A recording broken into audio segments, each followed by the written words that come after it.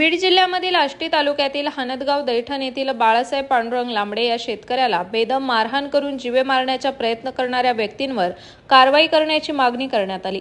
बीड जिल्ह्यातील आष्टी तालुका हनदगाव दैठण येथील बाळासाहेब पांडुरंग लांबडे हे रोजच्या शेती कामाकरता शेतीमध्ये ट्रॅक्टर पेरणीकरता घेऊन गेले असता ट्रॅक्टर समोर उभा राहून इकडे ट्रॅक्टर घेऊन जायचं नाही असा विरोध करत काही न सांगता लोखंडी सळई लाकडी दांडक्याने बेदम मारहाण करणारे अमोल छगन लांबडे, दशरथ नाना लांबडे, छगन रामभाऊ लांबडे, राहुल छगन लांबडे, संपत बबन लांबडे, अशोक बबन लांबडे यांच्यावर कारवाई करण्याची मागणी बाळासाहेब पांडुरंग लांबडे यांनी केली।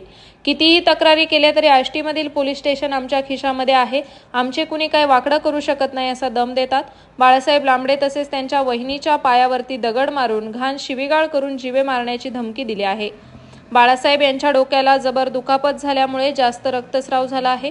सध्या अहमदनगर जिल्ह्यामध्ये सिव्हिलमध्ये उपचार सुरू आहे। बाळासाहेब यांना मारहाण करणाऱ्या व्यक्तींवर कारवाई करण्याची मागणी त्यांनी केली। बाळासाहेब लांबडे मारहाण झाली। संपत छगन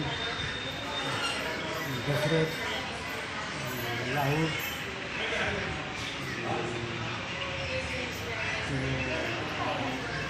अमोल यांनी गांधीने हाणलं। त्यांच्या लवकर कारवाई व्हावा। तिने ती धमकी दिली होती, जीवच मारून टाका, होऊ नका, सुटी देऊ नका त्याला। रक्त लई निघलं, बाजूचे टाकले, आरडले, त्यांच्या लवकर कारवाई व्हावा।